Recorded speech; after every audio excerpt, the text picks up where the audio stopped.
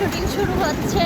রোজার মাস আসলে আমরা শুটিং করি নাই এখনো আর কি, আজকে আবার প্রথম শুরু হলো, এই জন্য আমরা রাস্তায় আসছি, এখন যাইতেছি আপনাদেরকে আবার লোকেশন দেখাবো যে কোন জায়গায় যাইতেছি, কার কাজ হচ্ছে এখনই কিন্তু বলতেছি না, আর যা আছে পরবর্তীতে বলবো আর কি, নাকি